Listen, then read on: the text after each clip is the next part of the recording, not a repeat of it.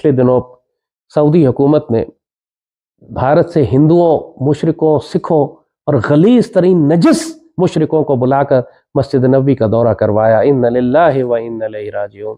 मस्जिद नबवी शरीफ सिर्फ सऊदियों के बाप की तो नहीं है। सोशल मीडिया पर ये चल रहा है कि इनकी ये वीडियो देखने के बाद सऊदी अरेबिया की तरफ से जो है वो बड़ा सख्त एक स्टेप लिया गया और उन्होंने कहा कि भेजो इनको वापस। पाकिस्तान बड़ा कह रहा है कि साहब ये तो गलत हो गया, ये तो बहुत बड़ा अन्याय हो गया साहब, ये तो नाइंसाफी हो गई, सब कुछ सब मतलब सभी बेकार हैं छोड़ के पाकिस्तान। स्मृति ईरानी जी हिंदू धर्म से हैं, वो मक्का मदीना होकर के आई हैं, तो ये सनातनियों के लिए बहुत प्राउड वाली बात हुई है। ये जो आप कह रहे हैं कि क्या ये जो सऊदी अरेबिया है वो बाप लगता है इनका, तो इन तमाम जगहों का बाप कौन है?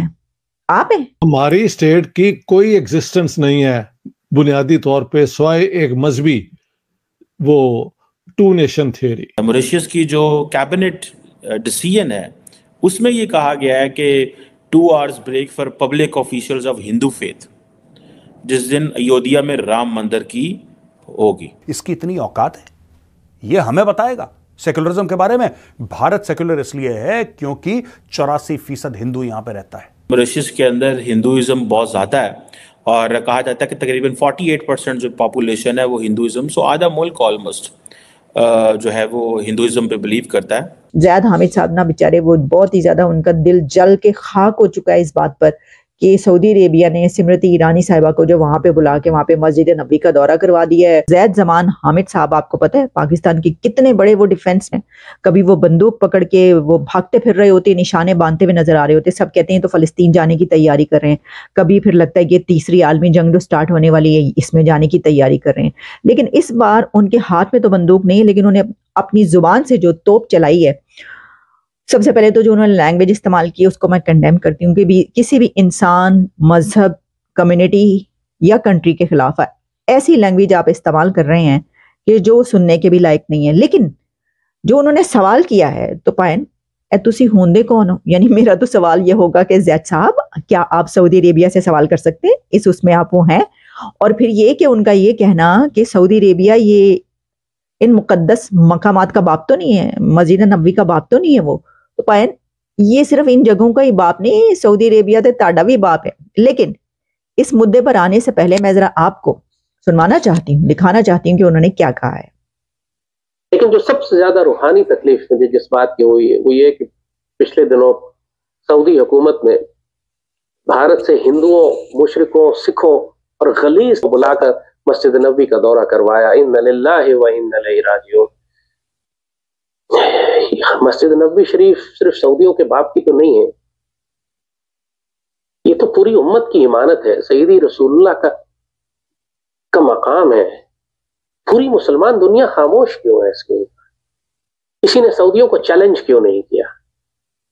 पूरी दुनिया में कोई मुसलमान आलिम दीन भी नहीं है जो खड़ा होकर कहे कि ये जुल्म तुम क्यों कर रहे हो, तुम कैसे कर सकते हो, और तुम्हें हक नहीं है, तुम सईदी रसूलुल्लाह के खिलाफ जा रहे हो। और सईदी ने तो फरमाया था कि ये मुशरिक मस्जिद हराम के नजदीक ना पहुंच सके, तुम इनको मस्जिद हराम के अंदर लेकर चले गए।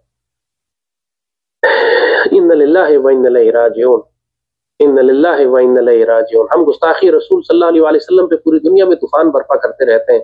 ऐसे ऐसे हंगामे पाकिस्तान में किए गए कि जनाब फ्रांस के सफीर को निकालो तो ये कर दो तो वो कर दो। जरा थोड़ा सा करें ना सऊदियों के खिलाफ भी, जरा निकाले ना उनके सफीर को भी बाहर, जरा कुछ करें कि ये क्या हमारे लिए सिर्फ मईशत और तजारत ही जरूरी रह गई है कि रोज़े रसूल सल्लल्लाहु अलैहि वसल्लम की जितनी बेहरमती करते रहे, हम सिर्फ इसलिए चुप रहे कि हमारे लोग वहां मुलाजमत करते हैं और हमें उनसे पैसा मिलता है? तो ठीक है, फिर इंतजार करो अल्लाह के हुक्म का। जब तुम्हारे ऊपर गजा जैसी बमबारी होगी तो शिकायत नहीं करना फिर तुम अल्लाह से, फिर तुम इस काबिल नहीं हो ऐसी कौम के जिनको अल्लाह संभाल कर रखे। फिर अल्लाह तुमको तब्दील करेगा, यस्तब्दिल कौम गैरकुम वला तदुर्रुहु शैया। तुम कुछ भी नहीं बिगाड़ सकोगे, अल्लाह तो बदलेगा तुमको, चाहे तुमको मोदी के जरिए बदले या बीमारी के जरिए बदले। ज़ैद साहब तो रो ही पड़े हैं, मतलब वो तो ज़ारो कतार रो रहे हैं, वो पिट रहे हैं, उन्होंने मातम शुरू कर दिया। और उनका कहना ये है कि देखो तुम लोगों को, फिर पहुंचे वो कहां पर है, मोदी पे।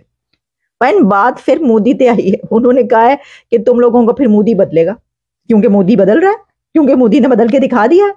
तो वो वही बात करें, कह रहे हैं अच्छा ठीक है, फिर तुम लोगों को ना वो सही है, सही करता है वो मोदी, वो तुम ही बदलेगा और वही बदल रहा है। मान लिया है उन्होंने ज़ैद हामिद साहब ने। लेकिन मेरा सवाल जैद साहब से ये है कि पाइन ये जो आप कह रहे हैं कि क्या ये जो सऊदी अरेबिया है वो बाप लगता है इनका, तो इन तमाम जगहों का बाप कौन है? आप हैं। वो सिर्फ इन जगहों का ही बाप नहीं है सऊदी अरेबिया। सऊदी अरेबिया ਤੁਹਾਡਾ भी बाप है, साडा भी बाप है। यानी जो कर्जा लेता है ना जिससे, सर देखिए ना, आप इस तरह की बात करना, जैद साहब को ये मालूम है क्या? जैद हामिद साहब को ये पता है कि सऊदी अरेबिया से आप कितना कर्जा लेते हैं? आप सऊदी अरेबिया के एहसानों तले दबे हुए हैं। वो आप जब भी, अभी मैं देख रही थी कि पाकिस्तान ने यूएई को या सऊदी अरेबिया को अपना कर्जा रोल ओवर करने के लिए एक बार फिर कहा है, जिसके आगे आप कशकोल लेके फिर रहे हो। तुसी पैन पूरी दुनिया से तुसी कशकोल फाड़ के फिर रहे जे हैं जी। तो इनकी बातें देखें जरा। और सबसे पहले तो जो मैंने ये बात की कि इतनी गंदी आपने लैंग्वेज और जुबान इस्तेमाल की, आप उनको नजिस, मनहूस और क्या क्या बोल रहे हैं, मुनाफिक और मुशरिक। अच्छा, खुद से ही ना ऐसी ऐसी आयतें और वो निकाल के ले आते हैं कि उनको पता है कि ढूंढना तो किसी ने है नहीं जाके, तो वो कह दो जो है ना। तो ऐसी इस किस्म की बेवकूफ़ाना गुफ्तगू जिसमें आप जिस कंट्री के कर्जों तले दबे हुए हैं उसको आप मुंह उठा के ये कह रहे हैं कि तुम क्या बाप लगते हो, तुम पियो हो। तो कौन पियो है? कौन है उस जगह का मालिक? आप मुझे बताइए। अच्छा, वो कंट्री जिसके लिए वो ये बातें कर रहे हैं और कह रहे हैं कि हाय है मुस्लिम उम्मा कहाँ है, किधर है, क्या कोई देख नहीं रहा इसको, कोई तो रोके। तो वो लोग देखें कहाँ पहुंच गए। जैद हामिद साहब को ये अंदाजा है कि सऊदी अरेबिया और इंडिया की ट्रेड कितनी बड़ी है, सऊदी अरेबिया और इंडिया के ताल्लुकात कैसे हैं। मोदी साहब जब सऊदी अरेबिया तशरीफ लेकर जाते हैं तो वहां पर उनका इस्तकबाल कैसे किया जाता है, उनको कैसे वेलकम किया जाता है, उनको फूलों के हार, क्या उनको सोने के गोल्ड के हार कैसे पहनाए जाते हैं। यूएई में जब वो गए तो कैसे उनको वेलकम किया गया। और इन कंट्रीज ने, जिनकी जैद हामिद साहब ये बातें कर रहे हैं, ये तमाम अरब कंट्रीज, मुस्लिम कंट्रीज, इन्होंने बड़े से बड़े सिविल अवार्ड्स दिए हुए हैं इंडिया के प्राइम मिनिस्टर नरेंद्र मोदी को। चले कितने बैठे हो तुसी, आपकी तरफ वो ये देखते हैं तो कहते हैं भिखारी आ गए। क्या हुआ है अभी? अरब कंट्रीज और मुस्लिम कंट्रीज ने, जैद साहब उन्होंने आपको ये कहा है कि प्लीज अपने मुल्क के भिखारियों को रोको, हमारे मुल्क में आके जो है ये देखो क्या इन्होंने जो है अत चुकी हुई है, तो इनको जेलों में भरना पड़ता है, तो बाकी हमारी जो है वो जगह ही खत्म हो जाती है कि हम अपने लोगों को उसके अंदर डालें। वो पाकिस्तानी भिखारी भरे हुए होते हैं, तो वो जहाज भर भर के आपके भिखारी वहां पे कशकोल पकड़ के जा रहे हैं।